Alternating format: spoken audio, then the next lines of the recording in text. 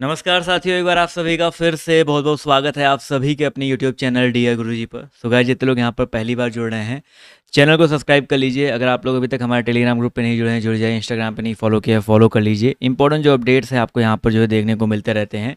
इसके अलावा साथ ही हमारा व्हाट्सएप नंबर है। अगर आप लोग व्हाट्सएप ग्रुप में जुड़ना चाहते हैं तो इस नंबर पर एक मैसेज करके व्हाट्सएप ग्रुप में भी जो है आप लोग जुड़ सकते हैं। ठीक है। आप सभी को यहाँ पर डेली जो है प्रैक्टिस सेट वाली जो क्लासेस हैं डेली यूट्यूब पर बिल्कुल फ्री में कराई जा रही हैं। यूट्यूब पर आप लोग क्लासेस जो है लेते रह सकते हैं। और अगर आप लोग जो है जो भी आपका पूरा यूपी ट्रिपल एस सी, ठीक है, अगर हम बात करते हैं यूपी ट्रिपल एस सी में जो भी आपके जो है बैचेज चलते हैं, ठीक है, UP triple S C PT में जो 100 नंबर का क्वेश्चन आता है, अगर आप उसको बिल्कुल बेसिक से पढ़ना चाहते हैं, थ्योरी क्लासेस पढ़ना चाहते हैं, तो आप लोग जो हमारा अर्जुन बैच ज्वाइन कर सकते हैं, जहाँ पर आपको सब कुछ जो है संपूर्ण थ्योरी यानी कि जो आपके 100 नंबर के पेपर होते हैं उसमें मैथ हो गया, रीजनिंग हो गया, जो भी चीज़ें ए टू जेड जो आपको संपूर्ण थ्योरी क्लास वहाँ पर चलेगी। टॉपिक वाइज जो क्लासेस आपको वहाँ पर देखने को मिलेंगी। लाइव क्लासेस होंगी, रिकॉर्डेड क्लासेस होंगी। ऑफर चल रहा है, अभी आपका ऑफर वैलिड है 499 वाला। तो आप लोग जो है इसको ले सकते हैं, कभी भी ये ऑफर जो आपका समाप्त हो सकता है। तो इस बैच को अगर ज्वाइन करना चाहते हैं, बहुत सिंपल सा प्रोसेस है। डियर गुरुजी ऑफिशियल ऐप है, इसको डाउनलोड करिए, इसको ओपन करना है। ओपन करने के बाद कोर्सेज में जा करके आपको वहाँ पर अर्जुन बैच ढूंढना है। ठीक है, देख लीजिएगा ध्यान से। ऑल कोर्सेज का ऑप्शन होगा, वहाँ पर अर्जुन बैच दिख जाएगा, अर्जुन बैच ढूंढना है। वहाँ पे जाकर नीचे पे ऑनलाइन का ऑप्शन आएगा, इस पर क्लिक करके पे करो। और पे करने के बाद आपके सामने यहाँ पर फ़ोनपे या जो कई सारे ऑप्शन आ जाते हैं, आप लोग यहाँ से पेमेंट कर सकते हैं। ठीक है, जिसको भी इस बैच में जुड़ना है जुड़ जाओ। क्लासेस अभी सारी स्टार्ट नहीं हुई हैं, तो अभी फ़ायदा है जुड़ने का कि जब आप जुड़ोगे तो एकदम फ्रेश आपका जो क्लासेस वहाँ पर देखने को मिलेगा। ठीक है, तो चलिए स्टार्ट करते हैं आज के सेशन को, आज की इस क्लास को। ठीक है, पहला क्वेश्चन दिख रहा है आप सभी को। सब लोग यहाँ पर देखेंगे और जवाब जो देने का प्रयास करेंगे। कह रहा है आपसे यहाँ पर कि भारत का पहला जो मुगल बादशाह आपका कौन था भाई? भारत का पहला मुगल बादशाह जो है आपका कौन था? क्वेश्चन सभी को विजुअल है ना भाई? इसका जवाब जो देते चलेंगे भाई, बहुत सिंपल सा क्वेश्चन। भारत का पहले मुगल बादशाह की बात हो रही है, और जो पहला मुगल बादशाह था वो कौन था भाई? सबसे पहले बाबर ही आया था। बाबर ने पानीपत का पहला लड़ाई लड़ा और उसके बाद से जो है बेसिकली आपका ये इसमें ऐड हुआ। तो यहाँ पर जितने में जवाब दिया साथी ऑप्शन नंबर बी वाला, वो लोग आपके यहाँ पर जो है बिल्कुल करेक्ट हो जाएंगे। क्लियर है? पानीपत की पहली लड़ाई लड़ी थी इसने इब्राहिम लोदी के साथ, जीता था। उसके बाद मुगल साम्राज्य की कह सकते हैं स्थापना की थी। तो ये चीज़ याद रखिएगा। तो ऑप्शन नंबर साथ यहाँ पर जो दिया गया है बी वाला, यहाँ पर ये बिल्कुल करेक्ट हो जाएगा। क्लियर है? एक मिनट रुकिए भैया। हम्म,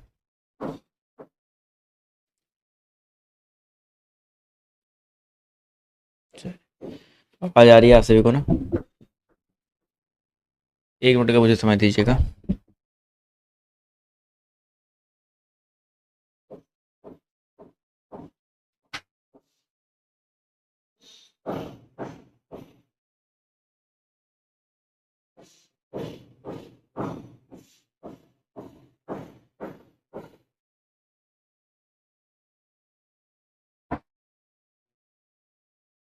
एक्चुअली मेरी फाइल जो है क्रैश हो गई है, इसके आगे क्वेश्चन बढ़ ही नहीं रहा है।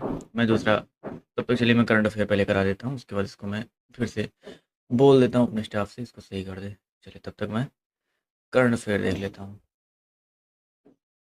चलिए 20 क्वेश्चन पहले करंट अफेयर देखेंगे, कुछ इंपॉर्टेंट आपके जो आपके इस साल के करंट अफेयर्स हैं, आपके एग्जाम में जो बन सकते हैं। क्या कह रहा है भैया आपसे यहाँ पर? प्रतिवर्ष विश्व युवा कौशल दिवस जो आपका कब मनाया जाता है?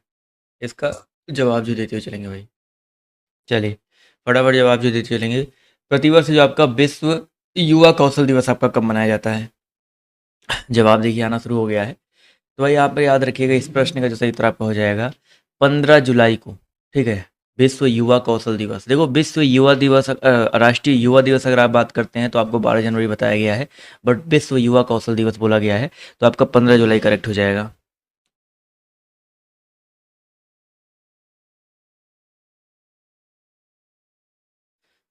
अगला क्वेश्चन देखिए, कह रहा है केंद्रीय श्रम और रोजगार मंत्री ने किसकी अध्यक्षता में जो है आयोजित ब्रिक्स श्रम और रोजगार मंत्रियों की बैठक में जो है भाग लिया भाई? बढ़िया क्वेश्चन है, सब लोग यहाँ पर जवाब जो देते चलिएगा। केंद्रीय श्रम और रोजगार मंत्री ने किसकी अध्यक्षता में जो है ब्रिक्स श्रम और रोजगार मंत्रियों की जो बैठक में भाग लिया था? तो इसका जो सही उत्तर आपका क्या हो जाएगा? दो का जो सही उत्तर आपका हो जाएगा भाई चाइना। ठीक है, चाइना। चलो भाई इधर आओ विवेक। चाइना यहाँ पर जो है बिल्कुल करेक्ट हो जाएगा।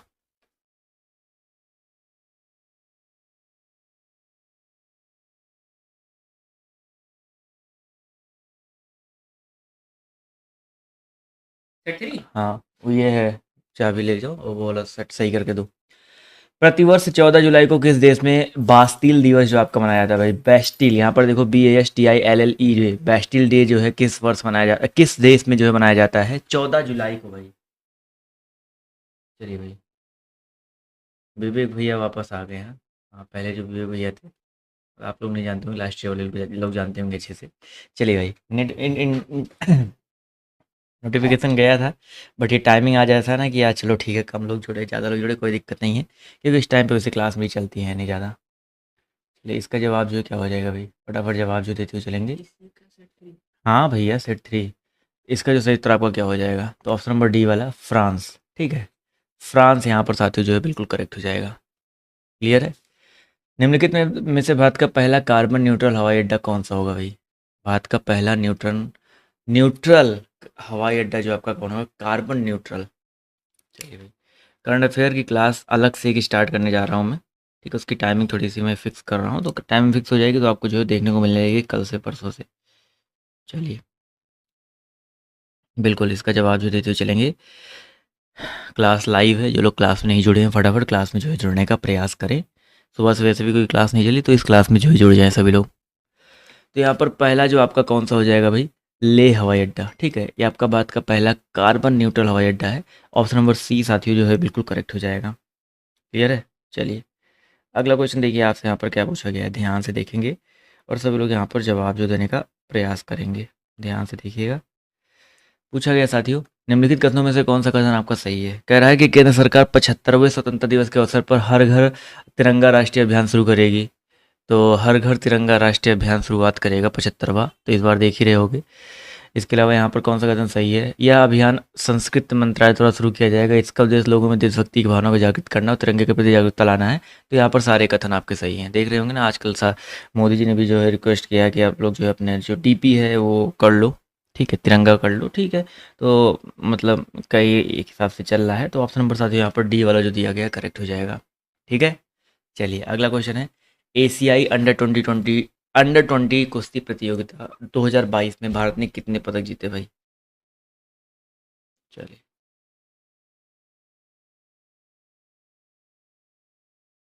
चलिए इसका जवाब जो देते हुए चलेंगे।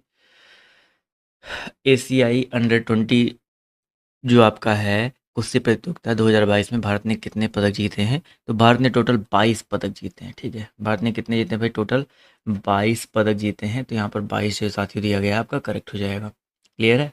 चलिए, अगला क्वेश्चन देखिए आपसे यहाँ पर क्या पूछा गया है, ध्यान से देखेंगे।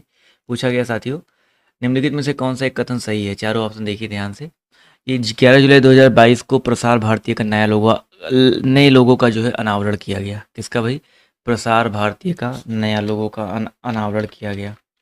चलिए भाई, अगला क्वेश्चन अगला ऑप्शन कह रहा है कि प्रसार भारती एक स्वायत्त वैधानिक जो आपका निकाय है, इसका मुख्यालय न्यू दिल्ली में है। तो सारे कथन आपके यहाँ पर जो है सही है भाई। ठीक है, बिल्कुल यहाँ पे याद रखिएगा, सारे कथन आपके यहाँ पर जो है बिल्कुल करेक्ट है। तो डी वाला उत्तर आपके यहाँ पर जो है करेक्ट हो जाएगा।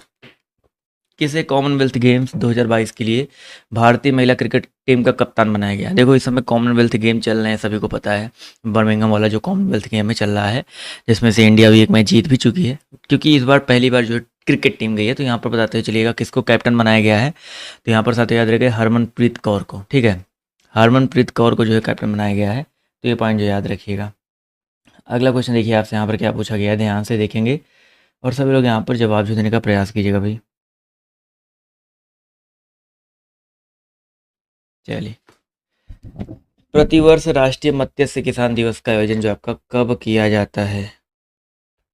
प्रतिवर्ष जो है राष्ट्रीय मत्स्य किसान दिवस का आयोजन जो आपका कब किया जाता है? 9 नंबर क्वेश्चन में आपका साथी आ जाएगा 10 जुलाई को। ठीक है, प्रतिवर्ष राष्ट्रीय मत्स्य किसान दिवस का जो आयोजन है आपका 10 जुलाई को किया जाता है। तो आपका ए वाला उत्तर साथियों आपका यहाँ पर करेक्ट हो जाएगा। देखो, जुलाई का मैं इसलिए ज़्यादातर अभी करंट अफेयर्स में करा रहा हूँ, ज़्यादातर चांसेस हैं जून जुलाई से बनने के, क्योंकि आपका सितंबर में एग्जाम है, जून में आपका फॉर्म आया था। तो इस तरीके के करंट अफेयर आपके ज़्यादा बनते हैं। अगला क्वेश्चन देखिए, कह रहा है किसने नए संसद भवन की छत पर राष्ट्रीय प्रतीक चिन्ह अशोक स्तंभ का अनावरण किया भाई? नए संसद भवन की छत पर राष्ट्रीय प्रतीक चिन्ह अशोक स्तंभ का जो है अनावरण किया है। तो यहाँ पर याद रखिएगा साथियों, नरेंद्र मोदी जी ने, माननीय नरेंद्र मोदी जी ने किया है। तो यहाँ पर नरेंद्र मोदी साथियों जो दिया गया आपका करेक्ट हो जाएगा। ठीक है, नरेंद्र मोदी जितने लोगों ने यहाँ पर जवाब दिया है वो लोग साथियों आपके यहाँ पर बिल्कुल करेक्ट हो जाएंगे। क्लियर है? चलिए अगला क्वेश्चन देखिए आपसे यहाँ पर क्या पूछा गया है, और ध्यान से देखेंगे, जवाब जो देते हुए चलिएगा भाई। प्रतिवर्ष विश्व जनसंख्या दिवस जो आपका कब मनाया जाता है भाई? प्रतिवर्ष विश्व जनसंख्या दिवस कब मनाया था भाई?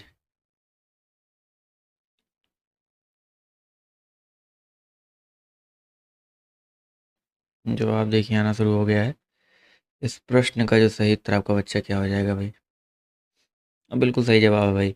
विश्व जनसंख्या दिवस आपका 11 जुलाई को मनाते हैं, ये पॉइंट याद रखेंगे। ठीक है, 11 जुलाई को जो है विश्व जनसंख्या दिवस मनाया जाता है। तो पॉइंट जो है याद रखिएगा, point should be noted my Lord. तो ऑप्शन नंबर सी साथियों आपके यहाँ पर करेक्ट हो जाएगा। किसने स्वनिधि महोत्सव का शुभारंभ किया भाई? स्वनिधि महोत्सव का शुभारंभ किसने किया? Who has launch the Svanidhi महोत्सव? तो भाई 12 नंबर क्वेश्चन की बात करते हैं तो यहाँ पर हरदीप सिंह पुरी, ठीक है, इन्होंने जो है स्वनिधि महोत्सव का शुभारंभ किया।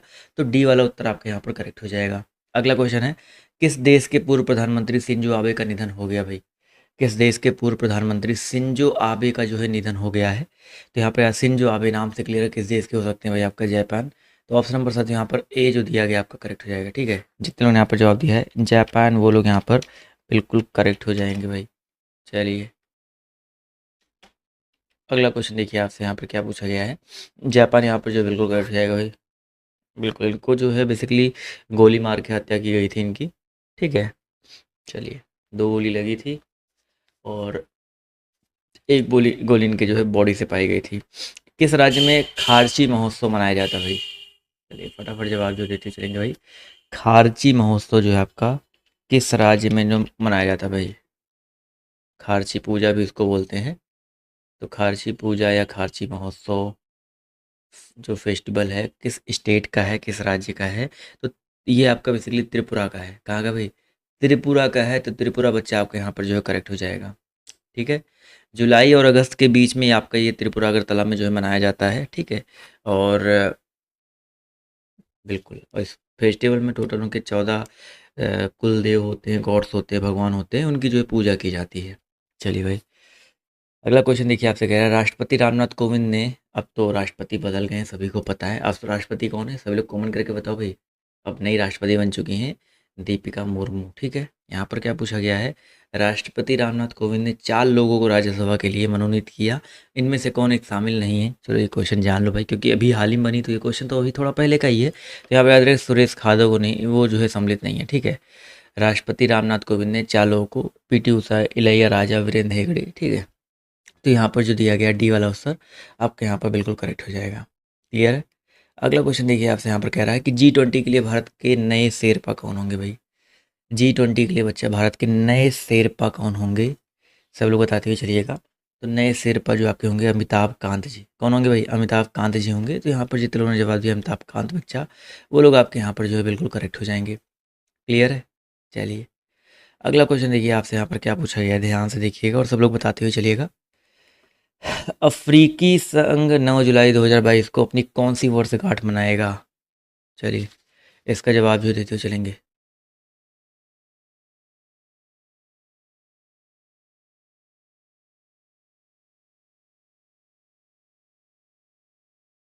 चलिए 9 जुलाई 2022 को जो है बेसिकली पूछा गया है कौन सी वर्षगांठ मनाएगा?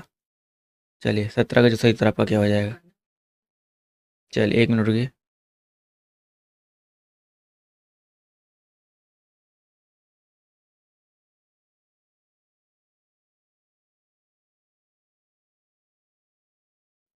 चलिए इसका सही उत्तर आपका क्या हो जाएगा भाई, माफ़ कीजिएगा। 9 जुलाई 2022 को अपनी कौन सी वर्षगांठ मनाएगा? 17 नंबर क्वेश्चन जवाब देखिए आना शुरू हो गया है। तो यहाँ पर 20वीं वर्षगांठ मनाएगा, 20वीं। ऑप्शन नंबर 20 आती हो आपका यहाँ पर जो है बिल्कुल करेक्ट हो जाएगा। चर्चा में रहा वराओमाइट क्या है भाई? चर्चा में रहा काफ़ी वराओमाइट। तो ये बेसिकली आपका क्या है? तो ये आपका एक परजीवी है। ठीक है, परजीवी है वराओमाइट। तो यहाँ पर जितने जवाब दिया है वराओमाइट आपका क्या है? एक परजीवी है। तो ये पॉइंट याद रखिएगा, बहुत इंपॉर्टेंट क्वेश्चन है। ये फेमस था, चर्चा में था, और जो चर्चा में रहने वाली चीज़ें हैं वो तो आजकल जानते ही हो, काफ़ी ज़्यादा जो है पेपर में जो है आते हैं। मैं आपको एक बार दिखाता हूँ भाई, वराओमाइट क्या है। तो ये है भैया वराओमाइट, दिख रहा है, एक परजीवी है, देख लीजिएगा, इस तरीके से होता है, जैसे मधुमक्खी का छत्तर दिख रहा है, उस टाइप का कुछ होता है, उसे में पाया भी जाता है भाई। चलिए भाई, अगला क्वेश्चन देखिए आपसे यहाँ पर क्या पूछा गया है, ध्यान से देखेंगे और सब लोग यहाँ पर जवाब देते हुए चलिएगा भाई। केंद्रीय मंत्री कौन है भाई आपके? डॉक्टर जितेंद्र सिंह ने किस संस्था में प्रौद्योगिकी नवाचार केंद्र तिहान का उद्घाटन किया भाई? चलिए इसका जवाब जो देते हुए चलेंगे भाई। तिहान का उद्घाटन जो है बेसिकली किस राज्य में किया, किस संस्था के द्वारा किया गया? क्वेश्चन नंबर आपको 19 है, सब लोग बताते हुए चलेंगे। तो 19 का जो सही उत्तर आपका क्या हो जाएगा भाई? आईआईटी हैदराबाद में, ठीक है। आईआईटी हैदराबाद जितने लोग जवाब दे रहे हैं वो लोग साथियों आपके यहाँ पर करेक्ट होंगे, खड़गपुर नहीं करेक्ट होगा भाई, हैदराबाद साथियों आपका करेक्ट हो जाएगा। स्टार्टअप इकोसिस्टम की सहायता पर राज्यों की रैंकिंग 2021 में सर्वश्रेष्ठ प्रदर्शन करने वाले राज्य की श्रेणी में कौन सा राज्य तो आपका सम्मिलित है? स्टार्टअप, स्टार्टअप समझते हो ना? स्टार्टअप कई सारे तरीके के होते हैं, जैसे कोई नई आप कुछ नया सोच लेके आते हो, उस पर एक बिजनेस बनाते हो, उसी को स्टार्टअप बोलते हैं। तो 20 में आपको जो हो जाएगा गुजरात और कर्नाटक, ठीक है। गुजरात की बात करते हैं, कर्नाटक की बात करते हैं, तो ये भैया टॉप पे रही है ये दो कंट्रीज़। तो यहाँ पर जितने लोग जवाब दिए बच्चे आपका गुजरात और कर्नाटका, वो लोग आपके यहाँ पर जो है बिल्कुल करेक्ट हो जाएंगे। क्लियर है? चलिए, माफ़ कीजिएगा, अगले क्वेश्चन की तरफ बढ़ते हैं। अगला प्रश्न देखिए आपसे यहाँ पर क्या कह रहा है, 1 मिनट का समय दीजिएगा आप लोग हमें।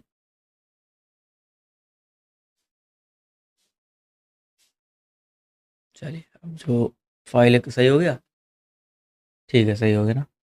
चलिए वाला फाइल देख लेते हैं भाई। पहला मुगल बादशाह आपका बाबर हो गया था, ठीक है। देखते सेकंड वाला क्वेश्चन आता है कि नहीं भाई। निम्नलिखित में से कौन सा वेद सबसे पुराना वेद है भाई? जी क्वेश्चन है, सब लोग बताते हुए चलेंगे भाई, कौन सा वेद जो आपका सबसे पुराना वेद है?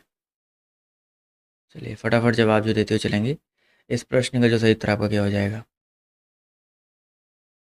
तो भाई सबसे पुराने वेद की अगर हम बात करते हैं तो ये ऋग्वेद, मैंने आपको कई बार पढ़ाया है, ऋग्वेद जो आपका सबसे पुराना वेद है। तो बच्चे यहाँ पर जो ऋग्वेद दिया गया आपका करेक्ट हो जाएगा। क्लियर है? चलिए, अगला क्वेश्चन देखिए आपसे यहाँ पर क्या पूछा गया है, ध्यान से देखेंगे और सब लोग यहाँ पर ये, ठीक है। चलिए 1 मिनट रुक जाओ भाई। चलिए, यहाँ पर सबसे पुराना वेद आपका क्या हो जाएगा? ऋग्वेद हो जाएगा। तो इसको दिमाग में रखिएगा, लाइक की संख्या तो थोड़ी बढ़ाते हुए चलेंगे भाई, ठीक है। ऋग्वेद एक ऐसा वेद है, ठीक है, जो सबसे पुराना वेद है। इसमें टोटल कितने मंडल हैं? मैंने अभी कल पढ़ा था, 10 मंडल या 10 पार्ट हैं।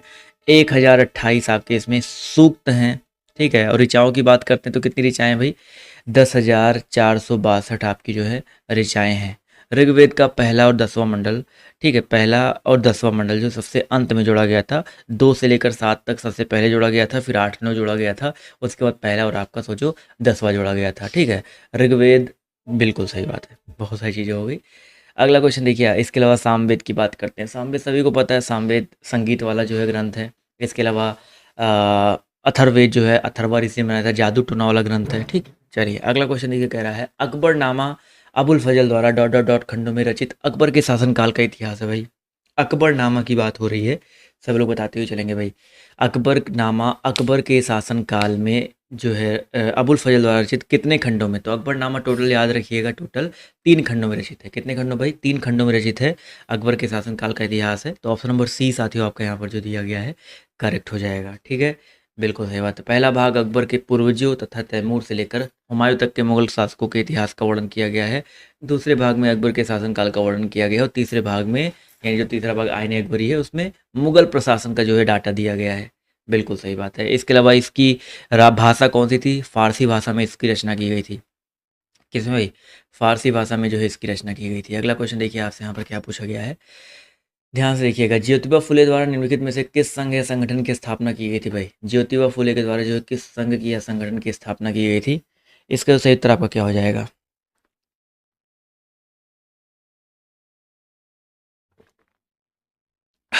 चलिए, इस प्रश्न का जो सही उत्तर आपका क्या हो जाएगा?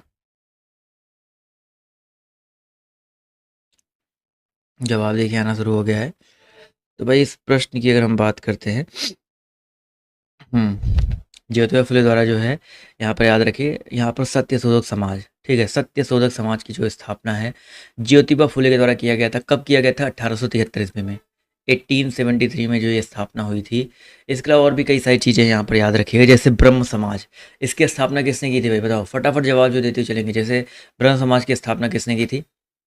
चलिए फटाफट जवाब जो देते हुए चलेंगे सबके जवाब, क्योंकि कई बार मैंने आपको पढ़ाया ब्रह्म समाज की स्थापना की थी, प्रार्थना समाज की स्थापना आर्य समाज की, तो ब्रह्म समाज की स्थापना राजा राम मोहन राय।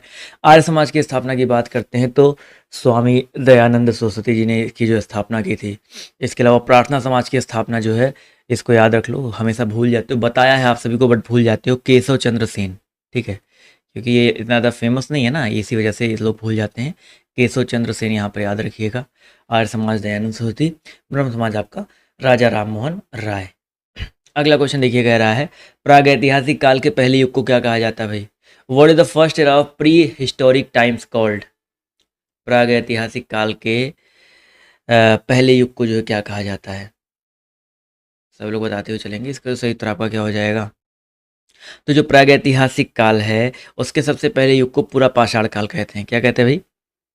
पूरा पाषाण काल कहते हैं। तो यहाँ पर डी वाला उत्तर जो दिया गया आपका सही करेक्ट हो जाएगा, ठीक है।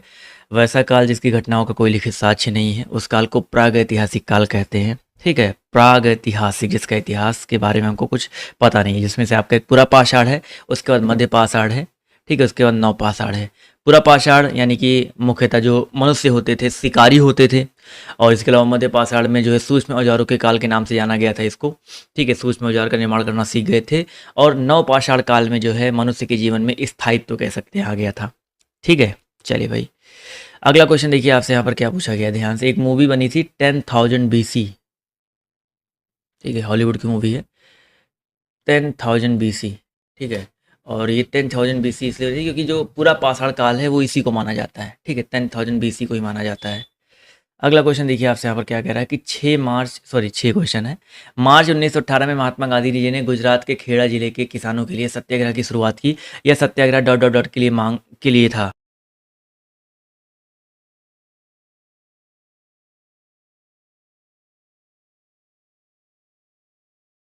चलिए क्वेश्चन नंबर 6 सब लोग बताते हुए चलेंगे, इसका सही उत्तर आपका क्या हो जाएगा? मार्च 1918 में महात्मा गांधी जी ने गुजरात के खेड़ा जिले के किसानों के लिए जो है सत्याग्रह की शुरुआत की थी। यह सत्याग्रह जो है किसकी मांग के लिए था? तो 6 नंबर में आपका हो जाएगा राजस्व वसूली में छूट के लिए, ठीक है, राजस्व वसूली में छूट के लिए मांग के लिए था। तो यहाँ पर जितने जवाब दिया साथियों, ऑप्शन नंबर ए वाला वो लोग यहाँ पर बिल्कुल करेक्ट हो जाएंगे। क्लियर है? चलिए अगला क्वेश्चन देखिए आपसे यहाँ पर क्या पूछा गया है, ध्यान से देखेंगे। भारत के उत्तरी मैदान पूरी तरीके से किस मिट्टी से निर्मित है भाई? भारत के उत्तरी मैदान जो है पूरी तरीके से जो है किस मिट्टी से निर्मित है? उत्तरी मैदानों की बात हो रही है।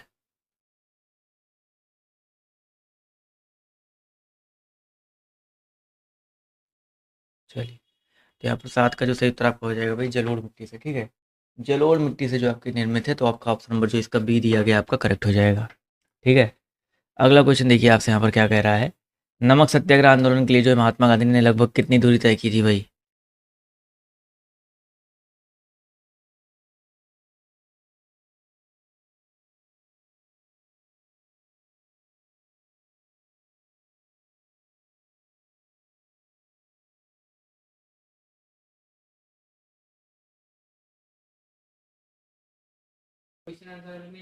हाँ, नमक सत्याग्रह आंदोलन के लिए जो है महात्मा गांधी ने लगभग कितनी दूरी तय की थी? तो नमक सत्याग्रह आंदोलन की बात हो रही है। तो यहाँ पर याद रखिएगा, नमक सत्याग्रह आंदोलन 78 अनुयायियों के साथ जो चला गया था सभी को पता है। और दूरी की अगर हम बात करते हैं तो यहाँ पर याद रखिएगा लगभग 241 मील, ठीक है, 241 मील की दूरी तय की थी। इसको सविनय अवज्ञा आंदोलन भी कहा जाता है। 12 मार्च 1930 को स्टार्ट हुआ था, ठीक है, और 6 अप्रैल तक चला था भाई। इतने दिनों में इन्होंने 241 मील की जो दूरी है, लगभग कह सकते हैं किलोमीटर में बदला जाए तो 385, करेक्ट कन्वर्ट कर लीजिएगा आप लोग, इतने किलोमीटर के आसपास जो बेसिकली आपका है। तो ये चीज़ याद रखिएगा। तो ऑप्शन नंबर साथियों जो दिया गया है कौन सा?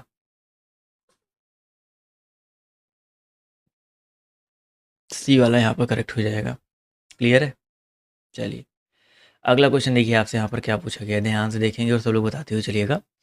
1774 ईस्वी में सर्वोच्च न्यायालय को किस शहर में फोर्ट विलियम में शीर्ष न्यायालय के रूप में जो स्थापित किया गया भाई? In which city was the supreme court establish as the apex court at Fort William in 1774? तो 9 नंबर क्वेश्चन का जो सही उत्तर आपको हो जाएगा कोलकाता में। कोलकाता में। तो डी वाला उत्तर आपके यहाँ पर साथियों करेक्ट हो जाएगा। ठीक है, चलिए अगला क्वेश्चन देखिए आपसे यहाँ पर क्या कह रहा है कि रॉलेट एक्ट भारत में कब लागू किया गया भाई? रॉलेट एक्ट जो है भारत में कब लागू किया गया? चलिए रॉलेट एक्ट की अगर हम बात करते हैं तो भारत में लागू हुआ था 1919 ईस्वी में। तो आपका जो इसका दिया गया है बी वाला उत्तर आपका यहाँ पर बिल्कुल करेक्ट हो जाएगा। मार्च 1919 में रॉलेट एक्ट जो है भारत में लागू किया गया था। इसके द्वारा राष्ट्रीय सुरक्षा एक्ट के अंतर्गत स्वतंत्रता का हनन हो रहा था और इस एक्ट का मुख्य उद्देश्य था राष्ट्रवाद को कठोरतापूर्वक दबाना। ठीक है, इसको काला कानून कहकर विरोध भी किया था गांधी जी ने, ये भी याद रखिएगा। अगला क्वेश्चन देखिए आपसे यहाँ पर क्या कह रहा है कि महेंद्रगिरी डॉट डॉट डॉट की दूसरी सबसे ऊंची चोटी है भाई। महेंद्रगिरी की अगर हम बात करते हैं तो पूर्वी घाट की जो है, ठीक है, पूर्वी घाट की जो है सबसे ऊंची चोटी है। बिल्कुल सही बात है भाई, इसे पूर्वोर्ध श्रेणी के नाम से जाना जाता है। चलिए भाई, अब पूर्वी घाट की अब सबसे ऊंची चोटी की बात करते हैं, कौन सी हो जाएगी? ये दूसरी होगी आपकी महेंद्रगिरी। सबसे ऊंची चोटी का नाम है, नाम याद रखिएगा, जिंदगड़ा चोटी। ठीक है, जिंदगड़ा चोटी जो है ये पूर्वी घाट की सबसे ऊंची चोटी है। ठीक है, बिल्कुल सही बात है भैया। अगला क्वेश्चन देखिए आपसे यहाँ पर क्या पूछा गया है, निर्वाचक नामावली को सामान्यतः क्या कहा जाता है भाई? What is the electoral roll commonly called? तो निर्वाचक नामावली को जो है सामान्यतः क्या कहा जाता है? तो यहाँ पर याद रखिए मतदाता सूची कहते हैं। क्या कहते हैं सर? मतदाता सूची कहा जाता है। तो यहाँ पर सी वाला उत्तर जो दिया गया आपका यहाँ पर करेक्ट हो जाएगा। ठीक है, अगला क्वेश्चन देखिए आपसे यहाँ पर क्या पूछा गया है, ध्यान से देखेंगे और सब लोग यहाँ पर जवाब जो देने का प्रयास कीजिएगा भाई। चलिए अगला क्वेश्चन देखिए आपसे यहाँ पर कह रहा है कि निम्नलिखित में से कौन सी रबी की फसल नहीं है भाई? रबी की फसल जो है कौन सी नहीं है? Which of the following is not a rabi crop? गेहूं, चना, मक्का, जौ। तो देखो रबी की फसल का मतलब क्या होता है? रबी मतलब होता है, समझो रवि, रवि मतलब होता है सूर्य। तो रबी की फसल मैंने आपको बताया था कि रबी की फसल जो होती है वो आपकी सूर्य जब मतलब यानी कि गर्मी के टाइम में काटी जाती है। और यहाँ पर रबी की फसल की बात करते कौन सा नहीं है? तो मक्का रबी की फसल नहीं है, मक्का एक खरीफ की फसल है।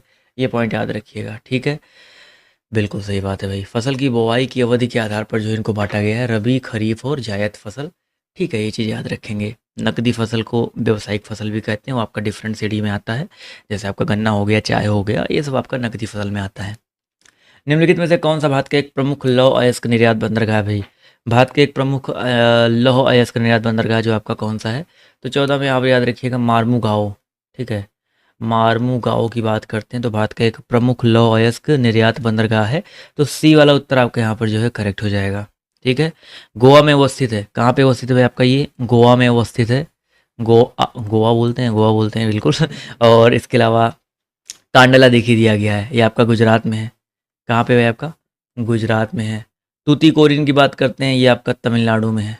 कहाँ पे भाई? तमिलनाडु में है। विशाखापत्तनम की बात करते हैं तो ये भारत का सबसे गहरा प्राकृतिक बंदरगाह है। ठीक है, ये भी याद रखेंगे। अगला क्वेश्चन देखिए आपसे यहाँ पर क्या कह रहा है, ओजोन परत निम्नलिखित में से किस मंडल में स्थित है भाई? In which of the following circles is the ozone layer located? Ozone परत जो है किस मंडल, देखो ओजोन परत की अगर हम बात करते हैं तो उसको आयन मंडल बोला जाता है, या सॉरी आयन के समताप मंडल बोला जाता है। तो स्ट्रेटोस्फीयर यानी कि जिसमें तापमान समान रहता है, और इसी मंडल में आपके जो एरोप्लेन्स हैं, हवाई जहाज है, ये उड़ते हैं। हेलीकॉप्टर मत कर देना, हेलीकॉप्टर नीचे उड़ता है। एरोप्लेन जो होते हैं आपके इसी मंडल में उड़ते हैं, क्योंकि यहाँ पर कोई भी ताप में परिवर्तन जो है नहीं होता है। अगर ताप में परिवर्तन नहीं होता तो क्या होता है, ये आपके हवाई जहाज़ को उड़ने के लिए जो है सबसे सहायक होते हैं। नहीं तो भाई मान लो ऐसे किसी मंडल में उड़ने लगे जहाँ पे आंधी तूफान आने लगा, जैसे आपका क्षोभ मंडल है। क्षोभ मंडल में क्या होता है? क्षोभ मंडल सबसे नीचे वाला मंडल होता है। इसमें क्या होता है, हमेशा मौसम घटनाएं हैं वो आपकी घटती रहती हैं। अगर गलती से हवाई जहाज इसमें उड़ने लगा ना, तो फिर जितने लोग बैठे हैं ना, उनका बच पाना मुश्किल हो जाएगा। अगला क्वेश्चन देखिए आपसे यहाँ पर क्या कह रहा है। तो गलती से भाई जब पायलट वायलट बनने जाना, सबसे पहले आपको ये सिखाया जाएगा, बेटा कहाँ पर उड़ना है तुमको। अगला क्वेश्चन देखिए। हम्म, बिल्कुल भाई। अगला क्वेश्चन देखिए आपसे यहाँ पर क्या कह रहा है, निम्नलिखित में से कौन सा सकल घरेलू उत्पाद में शामिल होता है भाई? सकल घरेलू उत्पाद की बात हो रही है, जीडीपी की बात हो रही है, ग्रॉस डोमेस्टिक प्रोडक्ट। तो भाई ग्रॉस डोमेस्टिक प्रोडक्ट यानी कि अंतिम वस्तुओं की बिक्री, ये आपकी होती है। तो ए वाला उत्तर आपका यहाँ पर जो है करेक्ट हो जाएगा। ठीक है, बिल्कुल सही बात है भाई। अगला क्वेश्चन देखिए, आपसे कह रहा है कि निम्नलिखित में से कौन सा शुद्ध घरेलू उत्पाद की अवधारणा का सबसे अच्छा निरूपण करता है भाई। शुद्ध घरेलू उत्पाद का सबसे अच्छा, जीडीपी की बात, सॉरी, शुद्ध घरेलू उत्पाद का जो है यानी कि नेट डोमेस्टिक प्रोडक्ट की बात हो रही है, इसका सबसे अच्छा निरूपण कौन सा करता है। तो यहाँ पर याद रखिए जीडीपी माइनस मूल्यह्रास। जीडीपी में से अगर मूल्यह्रास जो आपका हुआ उसको हटा देंगे तो शुद्ध घरेलू उत्पाद की जो अवधारणा है या शुद्ध घरेलू उत्पाद का फॉर्मूला है निकल के आ जाता है। तो ये चीज़ याद रखिए। शुद्ध घरेलू उत्पाद क्या होता है, किसी भी अर्थव्यवस्था का वह सकल घरेलू उत्पाद होता है जिसमें एक वर्ष के दौरान मूल्यह्रास को घटा करके जो है प्राप्त किया जा सके। बस ये फॉर्मूला ही होता है, ये सूत्र परिभाषा ही होती है, इसलिए यहाँ पर सिंपली ये वाला फॉर्मूला हम लोग यूज कर लेंगे। पसंद आ रहा तो एक एक लाइक की संख्या जो बढ़ाते हुए चलेंगे भाई। अगला क्वेश्चन है, निम्नलिखित में से किसको अचल संपत्ति के रूप में वर्गीकृत किया जाता है भाई। अचल संपत्ति के रूप में जो है किसको वर्गीकृत नहीं किया जाता है, आपसे ये पूछा गया है। चलिए, इस प्रश्न का जो सही उत्तर आपका क्या हो जाएगा, इसका जवाब देखिए आना शुरू हो गया है। तो क्वेश्चन नंबर हम बात करते हैं किसके बारे में, 18 के बारे में। तो 18 का जो सही उत्तर आपका क्या हो जाएगा।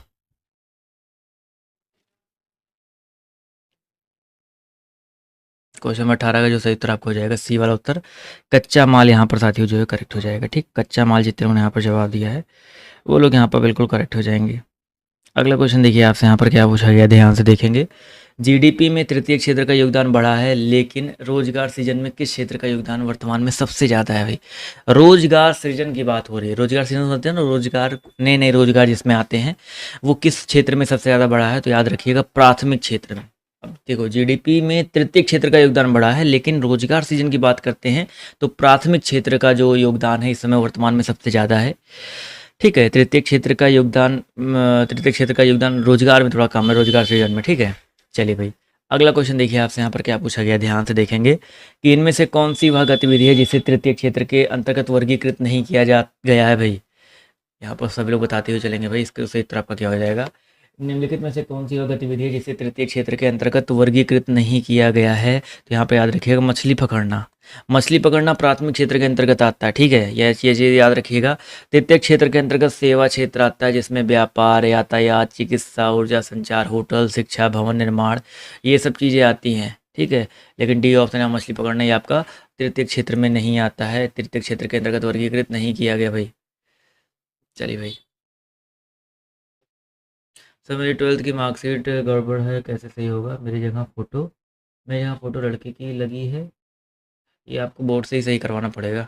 ठीक है, बिल्कुल। अगला क्वेश्चन देखिए आपसे यहाँ पर क्या कह रहा है कि भारतीय संविधान को हाथों से लिखने वाला व्यक्ति बताइए कौन था भाई। चलिए भाई।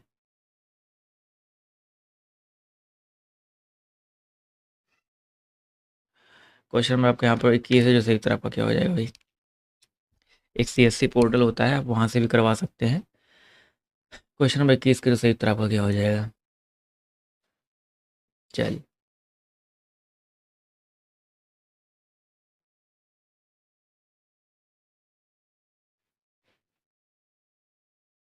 जवाब देखिए आना शुरू हो गया है।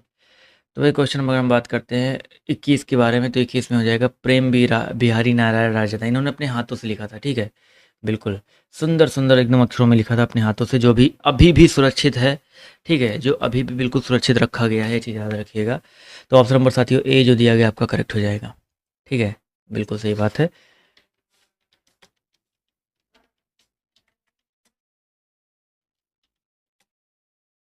बिल्कुल। 103वां संविधान संशोधन जो किससे संबंधित है भाई। 103वां जो है संवैधानिक संशोधन जो आपका किससे संबंधित है, सब लोग बताते हुए चलिएगा। इसका सही उत्तर आपका क्या हो जाएगा।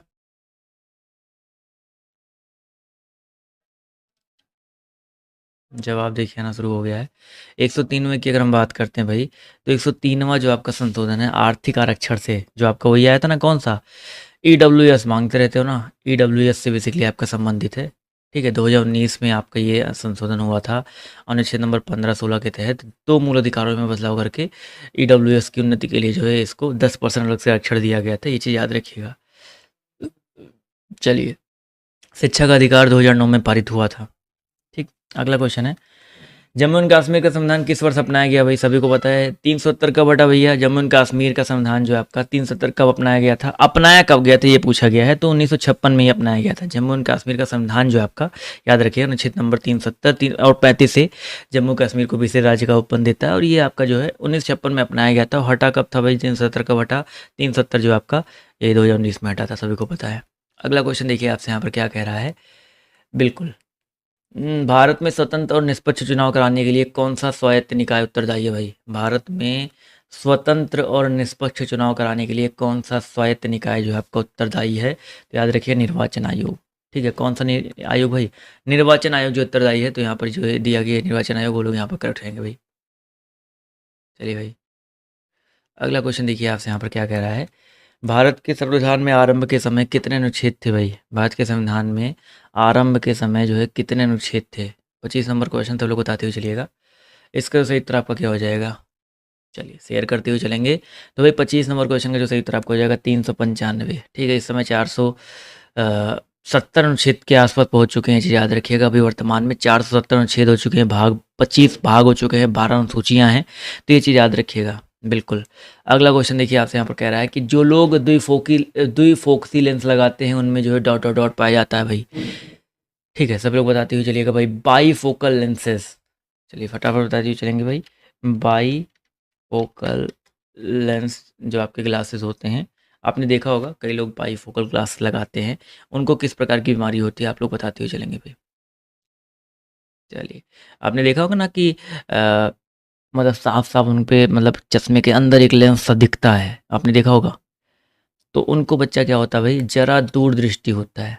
ठीक है, अब जरा दूर दृष्टि दोष में क्या होता है? व्यक्ति को निकट दृष्टि और दूर दृष्टि दोनों दोष एक साथ होता है। ठीक है, दोनों दोष भैया एक साथ हो जाते हैं, ये पॉइंट याद रखिएगा। उनको जरा जो दूर दृष्टि होता है, तो ऑप्शन नंबर डी साथियों आपका जो है यहाँ पर करेक्ट हो जाएगा। ठीक है, मैं आपको दिखाता हूँ भाई ये किस तरीके से होता है। ये वाला देखो चश्मा है, देखो एक चश्मा है, उसके बाद ये आपका एक बीच में आपका एक और ऐसे लेंस होता है, ये आपका जो है बाईफोकल होता है। आपको इसको बोलते हैं द्विफोक्सी लेंस बोलते हैं। ठीक है, चलिए अगला क्वेश्चन देखिए आपसे यहाँ पर क्या कह रहा है। क्लास को अंत तक देखने का प्रयास करो, और डेली आपको मोटिवेशन देता हूँ, आप लोग का मोटिवेशन रहते रहते रहते डाउन हो जाता है। अगला क्वेश्चन देखिए कह रहा है, क्या कह रहा है भाई आपसे यहाँ पर, ध्यान से देखेंगे भाई। न्यूलैंड के अष्टक नियम के अकॉर्डिंग, न्यूलैंड लिया है, न्यूलैंड के अष्टक नियम के अकॉर्डिंग निम्नलिखित में से किसमें सोडियम के समान गुण होता है? सोडियम के समान गुण किस में होता है भाई? 27 नंबर क्वेश्चन सब लोग बताते हुए चलेंगे, तो याद रखिएगा लिथियम में। ठीक है, न्यूलैंड के एस्टक नियम के अकॉर्डिंग यहाँ पर याद रखिएगा भाई।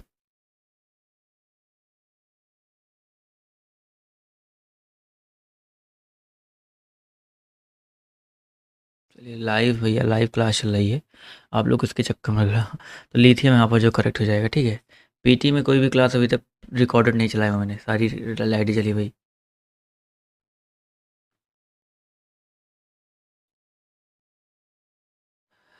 सिंपल है, दूर दृष्टि दोष में दूर की वस्तुएं नहीं दिखाई देती है, उल्टा पढ़ भाई। दूर दृष्टि दोष में निकट की वस्तुएं नहीं दिखाई देती हैं, निकट दृष्टि दोष में दूर की वस्तुएं नहीं दिखाई देती हैं। इस कन्फ्यूजन को दूर करो, जो मैंने बोला वो सही होगा। दूर में निकट का नहीं दिखता है, निकट में दूर का नहीं दिखता है, उल्टा होता है। क्लास 8th में 9th में ये चीज़ पढ़ाई जाती है। ठीक है, क्लास 9th में ये चीज़ सबसे पहले पढ़ाया जाता है, और अभी तक इस डाउट में हो भाई, तो लिथियम यहाँ पर करेक्ट हो जाएगा। अगला क्वेश्चन देखिए आपसे यहाँ पर क्या कह रहा है। निम्नलिखित में से किस गैस का उपयोग बिजली के बल्ब, और जो जरा दूर दृष्टि बताया था उसमें दोनों प्रकार का दोष होता है। निम्नलिखित में से किस गैस का उपयोग बिजली के बल्बों में किया जाता है भाई? चलिए भैया फटाफट बताते हुए चलेंगे भाई, किस गैस का उपयोग बिजली के बल्बों में किया जाता है? तो भैया बिजली के बल्ब में जो आपका उपयोग होता है नाइट्रोजन का, नाइट्रोजन गैस का उपयोग जो आपका होता है, ये चीज़ याद रखिएगा। ऑप्शन नंबर सी साथियों जो है करेक्ट हो जाएगा। निम्नलिखित में से कौन सा एक पत्ती का पार्ट है भाई? पत्ती का एक पार्ट बताइए कौन सा हो जाएगा? चलिए फटाफट इसका जवाब जो देते हुए चलेंगे, तो 29 का जो सही उत्तर आपका हो जाएगा सर, पेटियोल। पेटियोल जो है पत्ती का एक पार्ट है। ठीक है, ये चीज़ याद रखिएगा। अगला क्वेश्चन है, निम्नलिखित में से कौन सा रोग लीशमैनिया प्रजाति के प्रोटोजोआ परजीवी के कारण होता है भाई? चलिए इसका जवाब जो देते हुए चलेंगे भाई, लिस्मैनिया प्रजाति के प्रोटोजोआ परजीवी के कारण जो आपका होता है। तो 30 का जो सही उत्तर आपका क्या हो जाएगा भाई? कालाजार। ठीक है, कालाजार रोग जो आपको होता है इसकी वजह से होता है, तो बी वाला उत्तर आपका यहाँ पर करेक्ट हो जाएगा। चलिए बताओ भाई 24.2 और 7.2 के बीच मध्यानुपात तथा 2.8 और 4.2 के बीच तृतीय अनुपात का अनुपात क्या होगा भाई? देखो मध्यानुपात का एक सिंपल सा फंडा होता है। मध्यानुपात का फंडा होता है क्या? अंडर रूट के अंदर इनका मल्टीप्लाई कर दो। इसका चैप्टर मैं अलग से पढ़ाऊंगा, वो बहुत सिंपल चीज़ है, उसके लिए परेशान मत होइए। इसका मल्टीप्लाई कर दो, ये मध्यानुपात होता है। और इसका जो तृतीय अनुपात निकालना कैसे, 2.8 है और आपका क्या है भाई, पहले इसका मध्यानुपात निकाल लेते हैं कितना आएगा भाई। इसको हल कर लीजिएगा भाई। 24.2 गुणे 7.2 दिया गया है। इसको हल कैसे करेंगे समझिए। इसको हल कर सकते हैं इस तरीके, थोड़ा इजी करते हैं। 242 है ना, इसको लिख सकते हैं भाई 121 गुणे 2। अब यहाँ पर दशमलव था इसलिए नीचे हम लोग 10 लगा देते हैं। इस तरह 72 को भी बदलते हैं भाई, 36 गुना 72 होता है ना। अब देखो इजी हो जाएगा और डिवाइड बाई 10 लगा देंगे। अब देखो 121 का वर्गमूल कितना होता है भाई, 11 होता है। और 36 का वर्गमूल कितना होता है, 6 होता है। 2 और 2 2 बार है तो 12 आएगा, एक बार हो जाएगा। और नीचे आपका देखिए 10 10 2 बार है तो 12 आएगा, एक बार हो जाएगा। इसको हल करेंगे 11 छक्का 66 132, यानी कि उत्तर आ जाएगा 13.2। यानी कि इनके बीच का जो मध्यानुपात आ गया 13.2 आ गया। देखो इजली आ गया। अब 2.8 और 4.2 के बीच तृतीय अनुपात पूछा गया, क्या हो जाएगा? तो कैसे निकालते हैं मैं आपको बताता हूँ। इसका सिंपल सा फंडा होता है, जैसे तृतीय अनुपात निकालना है तो जो आपका 2.8 है और 4.2 है, जो ये सेकंड वाली वैल्यू है, इसको मल्टीप्लाई करते हैं 4.2 गुणे 4.2 करते हैं, डिवाइड बाय कर देते हैं, ये पहली वाली वैल्यू 2.8 कर देते हैं। हल कर लेंगे भाई, इसको कितना आ जाएगा भाई, 14 दूनी 28, 14 तियाँ 42 और 3 से काटेंगे कितनी बार जाएगा भाई, 3 एक कदम 14 तियाँ 42, 2 से काटेंगे तो आपका ये जाएगा 21 बार जाएगा, 21 तियाँ 63, यानी कि इसकी वैल्यू आ जाएगी 6.3 आ जाएगा। अब इनका और इनका रेशियो पूछ रहा है कितना हो जाएगा भाई, यानी कि इनका और इनका रेशियो तो 13.2 यानी कि 132/63। इनका रेशियो कितना हो जाएगा भाई, देखो किससे कटेगा, कुछ कट पिट रहा है तो काट दो भाई। 3 2 5 1 6, 3 से कट जाएगा, 3 चौका 12 और 3 चौका 12, 3 दूनी 6, 3 एक कदम 3, 44/21 आ जाएगा। यानी कि आपका 44/21 आपका ए वाला उत्तर जो दिया गया 44/21 आपका करेक्ट हो जाएगा भाई। ठीक है। अब जिसको मध्यानुपात तृतीय अनुपात नहीं समझ में आया तो एक बार फिर से मैं आपको बता देता हूँ क्या होता है मध्यानुपात, क्या होता है तृतीय अनुपात। ठीक है, मध्यानुपात का मतलब क्या होता है, जब आप अनुपात समानुपात पढ़ोगे तब ये चीज़ जो है अच्छे से सीखोगे। मध्यानुपात होता है, जैसे मैंने लिखा है कि एक लिखा है 2 और 3 का मध्यानुपात क्या हो जाएगा। तो 2 और 3 का मध्यानुपात का मतलब एक बार समझ लो, बेसिक पढ़ा रहा हूँ तो समझ लीजिए, मत छोड़ो, स्किप मत करो। तो 2 अनुपाते यक्स समानुपाते यक्स अनुपाते आपका 3 होता है, ये मध्यानुपात होता है। यानी कि जो बीच में आपका आ रहा है दोनों यक्स, ये आपका मध्यानुपात हो गया। तो इसको लिख सकते हैं 2/यक्स, समानुपात को बराबर लगाते हैं, यक्स बटे कितना हो जाएगा, 3 हो जाएगा, 3 दूनी। अब देखो यक्स गुणा कितना, यक्स स्क्वायर हो जाएगा बराबर 3 दूनी 6 हो जाएगा। तो यक्स की वैल्यू कितनी आ जाएगी, √6। √6 का मतलब क्या आ गया भाई, इन दोनों का मल्टीप्लाई तो हुआ, जो वैल्यू दी गई थी 3 दूनी उनका मल्टीप्लाई करके √ के अंदर किया गया है। तो हमने यहाँ पर देखो 24.2 और 7.2 के बीच का मध्यानुपात निकाला, तो डायरेक्टली हमने निकाल दिया √24.2 इंटू 7.2, हमारे उत्तर 13.2 आ गया था। अब तृतीय अनुपात क्या होता है भाई, तृतीय अनुपात भी समझ लो। तृतीय अनुपात, प्रथमानुपात, सब कुछ बताऊंगा, सब कुछ मैं बेसिक में जो मेरा जो पेड बैच चल रहा है उसमें ये सब चीज़ें बताई जाएंगी, सब चीज़ें पढ़ाई जा रही हैं।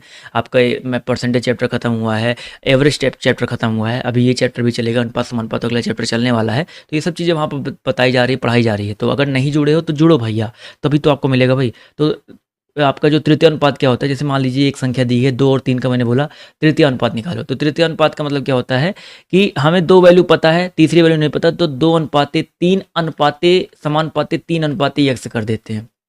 तो यहाँ पर देखो इस तरीके से आपका ये तृतीय अनुपात निकल के आता है, यानी कि 2/3 बराबर हो जाएगा 3/यक्स। तो यक्स की वैल्यू कितनी आएगी, 2x बराबर 3 गुणे 3, और यक्स की वैल्यू कितनी आ जाएगी, 3 गुणे 3/2 हो जाएगा। तो ये सब चीज़ें आपको बिल्कुल अच्छे से सिखाई जाएंगी, पढ़ाई जाएंगी, बट कोई नहीं। तो यहाँ पर देखो हमने क्या किया था, जो सेकंड वाली वैल्यू थी उसका डबल मल्टीप्लाई कर दिया और डिवाइड बाई पहली वैल्यू कर दिया था। देखो सेकंड वाली वैल्यू जो 4.2 था उसका डबल मल्टीप्लाई डिवाइड बाई 2.8 कर दिया था। तो आपका ये तृतीय अनुपात आ गया था। तो इनका अनुपात पूछा गया था, तो 13.2 और 63 का अनुपात 44/21 आ गया। तो आपका ए वाला उत्तर आपका करेक्ट हो जाएगा। ठीक है, बिल्कुल बेसिक आपको पढ़े होगे ना, तो ये सब चीज़ें बिल्कुल नहीं लगेंगी आपको। क्या भैया, क्या मज़ेदार क्वेश्चन आ गया, ऐसे कहोगे आप लोग। 3 संख्याओं का औसत, देखो औसत वाला चैप्टर तो आपका बेसिक से पढ़ाया ही जा चुका है पूरा भैया, औसत वाला चैप्टर तो पूरा बेसिक से खत्म ही हो चुका है। 3 संख्याओं का औसत 30 है। पहली संख्या दूसरी संख्या की 2/3 है, दूसरी संख्या तीसरे की 3/4, तो पहली संख्या ज्ञात करो भाई। अब देखो 3 संख्याओं का औसत अगर आपका कितना है, कितना भैया आपका 30 है। अब देखो पहली संख्या दूसरी संख्या की 2/3 है, यानी कि मान लेते हैं पहली संख्या मान लेते हैं कितनी है, पहली संख्या मान लेते हैं यक्स है, तो दूसरी संख्या जो आपकी क्या हो जाएगी भाई, दूसरी संख्या की अगर हम बात करते हैं तो दूसरी हो जाएगा भाई, पहली संख्या दूसरी संख्या की 2/3 है, तो ये आप एक काम करिए थोड़ा उल्टा मान लेते हैं, रुकिए, क्योंकि दूसरी की दिया गया ना, तो आप ऐसे मानोगे तो सही रहेगा। मान लेते 3 संख्या है जिसे बार बार उन्हें लिखना पड़े, ए है, बी है और आपका सी है। समझ लो एक बार अच्छे से, मान लेते हैं दूसरी संख्या जो आपकी बी वाली संख्या यक्स है, तो ए वाली जो संख्या होगी पहली संख्या की 2/3 है, यानी कि यक्स का कितना हो जाएगा, 2/3 हो जाएगा। तो पहला दूसरा पता चल गया। अब कह रहा है दूसरी संख्या जो है तीसरी की 3/4 है, दूसरी संख्या जो है आपकी तीसरी की 3/4 है, यानी कि अगर सी निकालना होगा, अब देखो मुझे पता है दूसरी तीसरी की 3/4 है ना, यानी कि तीसरी हमको नहीं पता है, तीसरी हमको नहीं पता है, तो हम लोग इसका 4/3 कर देंगे यक्स, तो ये आपकी तीसरी संख्या आ जाएगी। उल्टा क्यों किया, क्योंकि मुझे ये पता था दूसरी संख्या तीसरी की 3/4 है, तो हमने क्या कर दिया, देखो 4/3। मैथ भी पेपर में आएगा और 25 क्वेश्चन मैथ में आएगा, ठीक है। If you don't want to मतलब क्या बोलते हैं, अगर आप अटेंशन नहीं दोगे, ध्यान नहीं दोगे, तो मैथ कभी नहीं समझ में आएगा। थोड़ा सा फोकस करना पड़ेगा। कठिन लगता है, मुझे पता है कठिन है, एक बार दो बार तीन बार नहीं समझ में आएगी। ज्योग्राफी की क्लास नहीं चली, HRD निधि लिमिटेड जी, नाम इतना बढ़िया रख लिया आपने, HRD निधि लिमिटेड, तो एटलीस्ट टेलीग्राम ग्रुप पर जुड़ जाया करो। अगर कोई अपडेट देता हूँ, कुछ देता हूँ, तो वहाँ से आपको मिलती रहेंगी, ठीक है। नहीं क्लास, मैं अभी कोई क्लास चल रही है उसके बीच में आकर के ये क्लास नहीं चली, वो क्लास नहीं चलेगी। तो ये आपका तीनों संख्या आ गई, ए आ गया, बी आ गया और आपका सी आ गया, तीनों संख्या निकल के आ गई। अब मुझे पता है इसका औसत कितना, 30 है। औसत अगर किसी का 30 है, तीन संख्याओं का, तो उनका योग कितना हो जाएगा, योग कहोगे आपका भैया, तीन संख्याओं का औसत 30 है, तो योग 30 गुणे 3 हो जाएगा, यानी कि 90 आ जाएगा। योग कितना आ गया, 90 आ गया। अब देखो तीनों संख्याओं को जोड़ लो। पहली संख्या कितनी है भाई, 2x/3, दूसरी संख्या क्या है, यक्स है, और तीसरी संख्या क्या है आपका 4x/3 दिया गया है। तो इनका योग कितना भाई आपका 90 है, 90 लिख देंगे।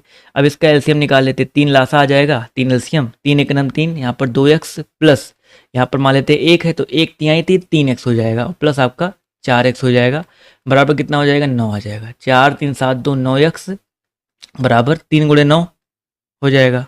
9 से 9 कट गया, x की वैल्यू कितनी आ गई आपकी, 3 आ गई। x की वैल्यू 3 आ गई, तो दूसरी संख्या यानी कि b का मान आपका 3 आ जाएगा। हमसे पूछा गया है पहली संख्या क्या होगा, तो पहली संख्या यानी कि a है, तो a की वैल्यू कितनी हो जाएगी, 2x/3 है ना, तो क्या हो जाएगा, 2 गुणे 3/3 हो जाएगा, क्योंकि x की वैल्यू 3 माना था तो 3 रख दिया, 3 3 कट गया, तो आपका आंसर आ गया आपका 2 आ जाएगा। तो पहली संख्या 2 आएगी। कहीं मिस्टेक हो रहा है क्या भाई, एक बार देख लेते हैं। 4 3 7 2 9, कहाँ मिस्टेक हुआ, एक बार चेक कर लेते हैं भाई। अच्छा ये 90 था, माफ़ कीजिएगा 90 था, तो यहाँ पर 90 लिखेंगे ना भाई, 90 लिखेंगे तो आपका 30 होगा, तो जब ये 30 होगा तो यहाँ पर 10 आएगा, तो यहाँ पर 3 धामा 2 धामा 20, तो आपका उत्तर क्या हो जाएगा, 20 वाला हो जाएगा, माफ़ कीजिएगा। तो आपका बी वाला उत्तर जो दिया गया, डी वाला 20 वाला यहाँ पर करेक्ट हो जाएगा। क्लियर है, 90 होगा भाई, वही मेरे से मिस्टेक हुआ था। तो आपका जो उत्तर दिया गया डी वाला आपके यहाँ पर करेक्ट हो जाएगा भाई। चलिए, नहीं मान लो, देखो ऐसे जो बीच में क्लास को स्किप कर रहे हैं, परेशान मत हो, परेशान इतना मत हो। 37 लाख लोगों ने फॉर्म भरा है। आधे लोग जब देखो यहाँ डर के भाग रहे हैं, मैथ के छोटे से क्वेश्चन, मतलब इतने आसान क्वेश्चन डर के भाग रहे हैं, तो फिर आगे क्या ही होगा उनका। उनको लगता है ना कि मैथ छोड़ देंगे, और ये मतलब वो ऐसे जोड़, कुछ लोग की कैलकुलेशन बताओ मैं कैसे चल रही है, कुछ लोग की कैलकुलेशन इस तरीके से ही चल रही है, मैं आपको सिंपली बता रहा हूँ, और सब आप लोग रिलेट कर पाएंगे। कुछ लोग की कैलकुलेशन चल रही है कि 100 क्वेश्चन आता है, 100 क्वेश्चन में कहेंगे 5 5 + 5 आपका हिस्ट्री से आ जाता है। एक बार कैलकुलेशन समझ लो, उसके बाद आराम से जो जो छोड़ना छोड़ो, उसके बाद सोचेंगे 5 क्वेश्चन ज्योग्राफी से आ जाता है, ठीक है। मतलब वो लोग सोचते हैं 5 हिस्ट्री से, 5 ज्योग्राफी से, 5 पॉलिटी से, 5 इकोनॉमी से, और 10 आपका क्वेश्चन आ जाता है विविध से। तो उनको क्या लगता है कि 10 5 15 5 20 5 25 10 35, ये उनको लगता है 35 क्वेश्चन रट्टा मार करके निकाल ले जाएंगे। उनको ये लगता है ये 35 क्वेश्चन रट्टा मार के निकाल लेंगे। जो 25 क्वेश्चन मैथ के आते हैं, कहेंगे इसको तुक्का मारेंगे, काटू सही हो जाएगा, ठीक है। 5 क्वेश्चन रीजनिंग का आता है, उसको सोचेंगे चलो रीजनिंग तो हो ही जाएगा, उसके दिमाग में चलता है, तो इससे कोई मतलब ही नहीं रखना चाहते हैं। और यही 25 आपका बनाएगा नंबर, क्योंकि इस 35 में से ये मान के चलिए, अगर 35 में से आप कितना भी रट्टा मान लो, अगर इस 35 में से आप 30 सही करते हो, ठीक है, 30 सही करना बड़ी बात, बहुत मुश्किल बात कह सकते हैं, क्योंकि जीके जीएस ये आपका ऐसा लेवल होता है। तो ये मान के चलिए यहाँ पर सब लोग कंप्लीट कर ले जाएंगे, बट ये जो मैथ वाला पोर्शन है ना, अगर आप नहीं करते हो, तो ये मान के चलो 80% लोग आपका ये मैथ कर रहे हैं, क्योंकि बहुत ईजी मैथ आता है। चलिए भैया, बिल्कुल 85% साक्षरता दर वाला किसी सरकारी शहर की जनसंख्या कितनी है, 2500 है। यदि पुरुष जनसंख्या 55 है, उनमें से 92% साक्षर है, तो शहर में महिलाओं की साक्षरता जो है दर कितनी है? अब इस क्वेश्चन को समझो भैया ध्यान से या बहुत अच्छे समझिएगा।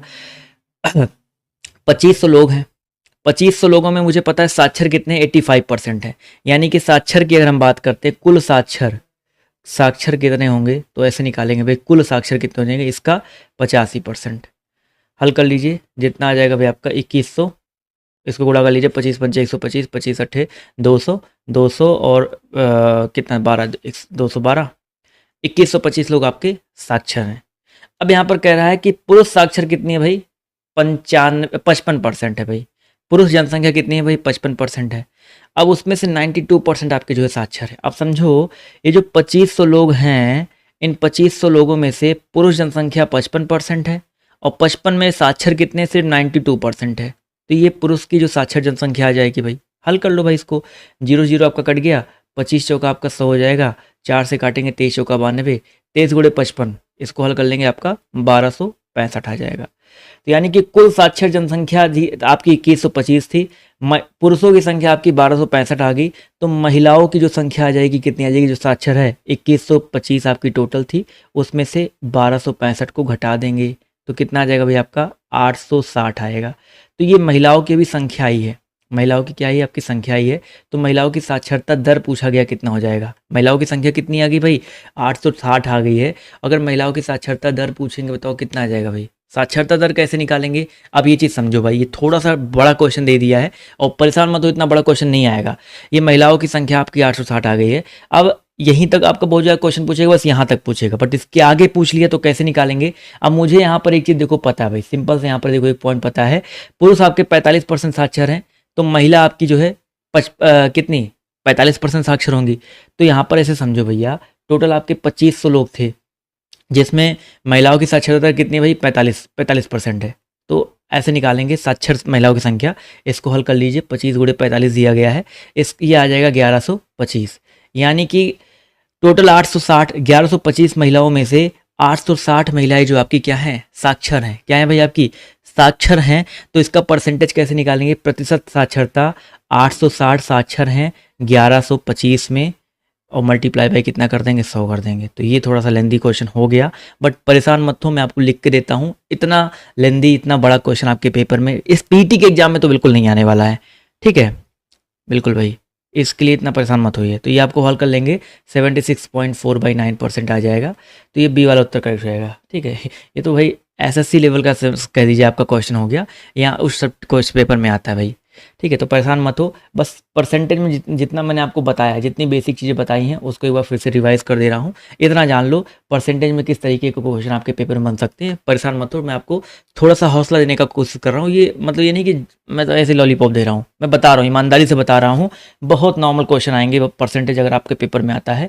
सिंपली आपसे पूछ लीजिएगा 800 का 10% कितना होता है, 800 में 10% जोड़ने को कहेगा, 800 में 10% घटाने को कहेगा, इस तरीके के क्वेश्चन आएंगे, परेशान मत होइएगा भाई, ठीक है। चलिए भाई अगला क्वेश्चन देखिए, आपसे यहाँ पर कह रहा है, देखो ये क्वेश्चन तो मैंने आपको बताया था भाई, dot dot dot dot dot किसके बराबर है भाई, तो ये भाई हमने बताया था 12 को ऐसे 2 पार्टों में तोड़ो कि घटाने पर हमेशा एक आए, तो 4 तिहाई 12, ठीक है। तो ये किसके बराबर होगा, जो बड़ी वाली वैल्यू होती है उसके बराबर हो जाता है। तो यहाँ पर उत्तर जाएगा ए वाला आपका उत्तर हो जाएगा, 4 वाला आपका उत्तर करेगा। तो मैंने आपको बताया था भाई, ए वाला उत्तर आपका करेक्ट हो जाएगा। जो बड़ा गुणनखंड होता है आपका 4 होता है, छोटा वाला, क्योंकि 4 - 3 करते हैं, ठीक है। तो 4 आपकी वैल्यू वाले प्लस वाली होती है, तो यहाँ पर ए वाला उत्तर आपका जो है करेक्ट हो जाएगा, ठीक है। चलिए भाई देखो, इस तरीके के क्वेश्चन आपके पेपर में आ सकता है, ये हल करने वाले इसको बॉड-मॉस रूल से सॉल्व करते हैं, ठीक है। बॉड-मॉस रूल मतलब क्या होता है कि पहले जो बार लगा है ना 8 + 9 इसको हल करते हैं। तो देखो 222 - 1/3 का को गुणा लिख सकते हो, कोई दिक्कत नहीं है। उसके बाद 42 है प्लस है 56 - 8 + 9 है, तो पहले 8 और 9 को जोड़ेंगे, इस माइनस से ही मतलब है।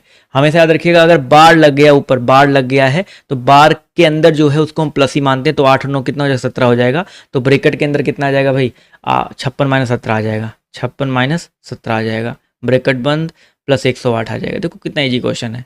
उसके बाद 222 है, माइनस कितना हो जाएगा भाई आपका 1/3 मल्टीप्लाई बाई आपका कितना है 42 है, प्लस 56 में 17 घटा देंगे आपका 39 आ जाएगा, तो 42 + 39 हो जाएगा। ये ब्रैकेट बंद प्लस 100, सिर्फ आपको लाइन से करना है, बॉड मॉस रूल लगाना है। 222 - 1/3 मल्टीप्लाई 42 × 39 करेंगे। अब 42 प्लस 39 करेंगे, 9 2 11, 4 2 3 7 1 8, 81 आ जाएगा, प्लस 108 हो जाएगा।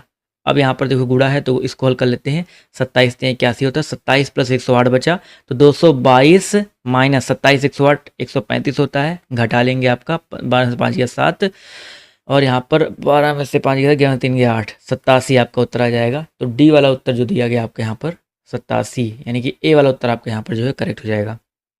ठीक है, ये तो इजी क्वेश्चन था, बॉड मास रूल का यूज करना था, यहाँ पर समझ में आ गया होगा आप सभी को। ठीक है, चलिए दिए गए शब्दों का समानार्थी शब्द का चयन करो बच्चा। घोड़ा का समानार्थी बताइए कौन सा हो जाएगा। घोड़ा का समानार्थी बताइए कौन सा हो जाएगा। है, हरिवाहन, वारिज, गए। तो घोड़ा की बात करते हैं, मतलब होता है घोड़ा, है मतलब भी घोड़ा होता है, वारी मतलब, ठीक है, आपका यहाँ पर तुरंग मतलब भी आपका घोड़ा होता है। तो ऑप्शन नंबर ए साथियों आपका यहाँ पर करेक्ट हो जाएगा। अगला क्वेश्चन देखिए, आपसे यहाँ पर कह रहा है कि खून सफ़ेद हो जाना, इस मुहावरे का सही अर्थ बताइए क्या हो जाएगा। कहते हैं खून सफ़ेद हो गया भाई उसका, तो खून सफ़ेद हो जाना इस मुहावरे का सही अर्थ बताइए क्या हो सकता है। चलिए, तो खून सफ़ेद हो जाने का मतलब आपका होता है भाई दया न रह जाना। ठीक है, दया न रह जाना मतलब खून सफ़ेद हो जाना, यानी कि आपका जो डी दिया गया उत्तर वाला करेक्ट हो जाएगा। अगला क्वेश्चन देखो, जैसे मैथ खत्म हुआ संख्या अपने आप 500 प्लस हो गए हैं, फिर अभी घट रही थी। क्या बात है भैया। परिचारक का पर्यायवाची बताइए क्या होता है। परिचारक, तो परिचारक का पर्यायवाची आपका सेवक होता है, तो आपका ए वाला उत्तर आपका जो है करेक्ट हो जाएगा। अगला क्वेश्चन देखिए आपसे यहाँ पर क्या कह रहा है, ध्यान से देखेंगे। चलिए भाई,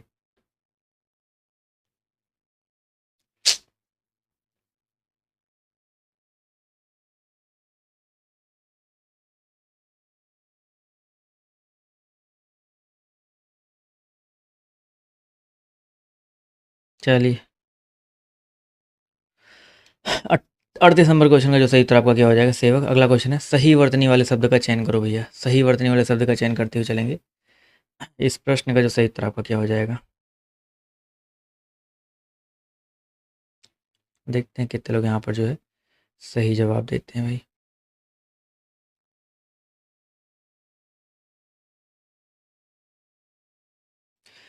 देखो भाई, पारलौकिक परलौकिक परलौकिक, तो 39 की अगर हम बात करते हैं तो यहाँ पर ए वाला पारलौकिक जो दिया गया है, ए वाला उत्तर आपका यहाँ पर साथियों करेक्ट हो जाएगा। ठीक है, जितने लोगों ने यहाँ पर ए जवाब दिया है वो लोग आपके यहाँ पर जो है बिल्कुल करेक्ट हो जाएंगे। अगला क्वेश्चन है, परलोक शब्द का विलोम बताइए क्या हो जाएगा भाई। परलोक शब्द का बच्चा विलोम बताते हुए चलेंगे। तो 40 नंबर क्वेश्चन का जो सही उत्तर आपका क्या हो जाएगा भाई, इहलोक हो जाएगा। क्या हो जाएगा भाई आपका, इहलोक। ठीक है, तो ये रहे बच्चा आज के कुछ इम्पॉर्टेंट क्वेश्चंस। कैसे लगी क्लास आप लोग जो है कमेंट करके जो बताइएगा, और जितने भी लोग यहाँ पर हैं सभी का धन्यवाद क्लास में जुड़ने